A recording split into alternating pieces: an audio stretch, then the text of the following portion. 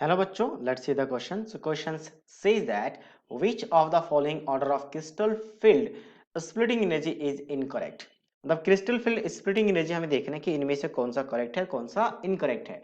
तो crystal field splitting energy अगर देखने की, जैसे आपके पास यहाँ पे ऑक्टाहेड्रल कॉम्प्लेक्स है, यहाँ पे आपके पास टेट्राहेड्रल हो सकता है या फिर आपके पास स्क्वायर पिरामिड हो सकता है।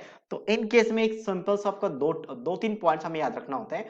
तो क्रिस्टल फील्ड से स्टार्ट करते हैं। क्रिस्टल फील्ड स्प्लिटिंग एनर्जी सबसे पहले तो स्ट्रेंथ ऑफ लिगेंड पे डिपेंड करता है। स्ट्रेंथ ऑफ लिगेंड,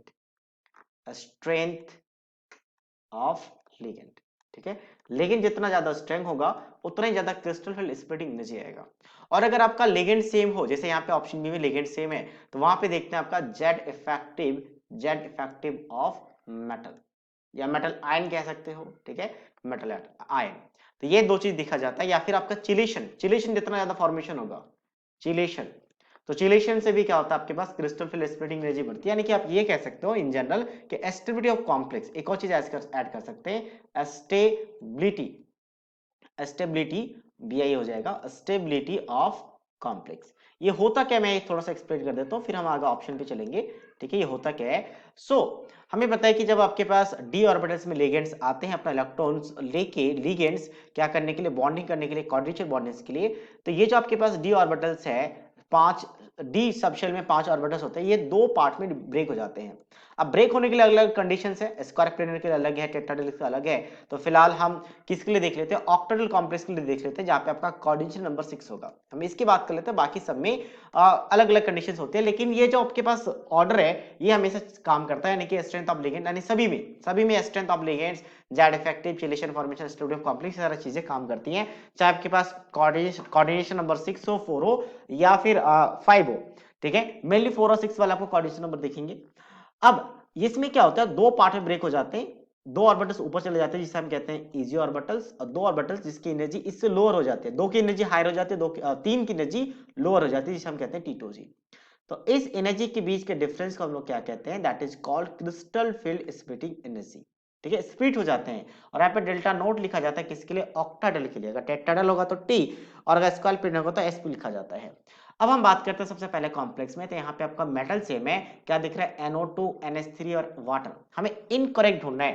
तो अगर मैं ध्यान से देखूंगा तो यहाँ पे लिगेंड का स्ट्रेंथ देखा जाएगा, और लिगेंड के स्ट्रेंथ के हिसाब से ये लिगेंड का स्ट्रेंथ का ऑर्डर है जो मैं यहाँ पे लिख रहा हूँ, NO2 नेगेटिव, फिर आपका NH3 और फिर वाटर। मतलब लिगेंड का स्ट्रेंथ एग्जैक्टली सही है as the order of the crystal field splitting energy. तो मतलब पहला वाला आपका ऑर्डर कैसा है, ट्रू है। सेकंड में क्या आपके पास, सेकंड में देखा जाए तो क्या है आपके पास, यहाँ पे लिगेंड सेम है तो हम जेड इफेक्ट देखेंगे। और ये तीनों सेम ग्रुप का है, निकेल पीडीपीटी सेम ग्रुप का है। और डाउन द ग्रुप अगर खासकर डी ब्लॉक में देखिए, डी ग्रुप का पहला ग्रुप छोड़ के जो उसके बाद जितने भी ग्रुप्स हैं, यानी कि थर्ड ग्रुप को छोड़ के फोर्थ फिफ्थ से लेकर आप 13 तक देखें, तो down the group Z effective suddenly खास करके पीडीपीटी में, मतलब इन दोनों में बहुत ज्यादा इंक्रीज करती है, क्योंकि वहां पे आपका लेंथेनाइड कॉन्ट्रैक्शन स्टार्ट हो जाता है, जिसकी वजह से आपका साइज डिक्रीज होती है, जेड इफेक्टिव बढ़ती है, इफेक्टिव न्यूक्लियर चार्ज बढ़ती है। तो down the group Z effective increase करती है, और जेड इफेक्टिव इंक्रीज करेगी तो ऑब्वियसली आपके पास क्या होगा, क्रिस्टल फील्ड स्प्लिटिंग एनर्जी बढ़ेगी। तो ये वाला भी ऑप्शन एग्जैक्टली आपका क्या लिखा हुआ है, ट्रू लिखा है, सही ऑर्डर लिखा हुआ है। थर्ड की बात करते हैं। तो थर्ड में क्या है, डाइमिथाइल ग्लाइकोजेनेट है। तो अगर मैं इसके स्ट्रक्चर की बात करूं, और यहाँ पे क्या आपके पास ए है ना, इथाइलिन डाइमीन है। तो इन दोनों का स्ट्रक्चर देख लेते हैं। तो यहाँ पे क्या होता है, इस वाले लिगेंड्स में, ये दोनों बाइडेंट लिगेंड्स है, बट इस वाले लिगेंड्स में चिलेशन दोनों जगह बनता है, बट इसमें एक्स्ट्रा एक हाइड्रोजन बॉन्डिंग आ जाता है। स्ट्रक्चर में बना के दिखाता हूं एक बार, ठीक है। यहाँ पे डबल बॉन्ड के साथ एक कार्बन डबल बॉन्ड नाइट्रोजन होगा, और नीचे भी सेम इसी तरीके से कार्बन डबल बॉन्ड नाइट्रोजन होता है। तो यहां से नाइट्रोजन अपनी लॉन पे डोनेट करती है, और इधर से भी अपना नाइट्रोजन लॉन पे डोनेट करती है कॉम्प्लेक्स बनाने के लिए। यहाँ पे आपका एक OH बॉन्ड, अच्छा इस पे नहीं, नाइट्रोजन पे एक OH बॉन्ड कनेक्टेड रहता है, और इस वाले नाइट्रोजन पे एक पे ऑक्सीजन पे नेगेटिव, एक पे OH एक पे ऑक्सीजन पे नेगेटिव, और दो CH3 ग्रुप अटैच्ड होंगे इस तरीके से यहाँ पे, ठीक है। यहाँ पे भी और यहाँ पे भी सेम ऐसा ही, क्योंकि दो है तो सेम ऐसा ही इधर भी दिखेगा, डबल बॉन्ड के साथ कार्बन, डबल बॉन्ड के साथ कार्बन। और यहाँ पे नाइट्रोजन पे क्या आएगा, एक साइड यहाँ पे OH लिखेंगे, और यहाँ पे क्या लिखेंगे, O नेगेटिव, रिवर्स लिखना है, और एक कॉर्डिनेट बॉन्ड करेंगे यहाँ से। तो चिलेशन फॉर्मेशन मतलब रिंग का फॉर्मेशन दिख रहा है यहाँ पे, इधर भी रिंग का फॉर्मेशन होगा, यहाँ पे कनेक्टेड है, और CH3 और CH3 है दो यहाँ पे।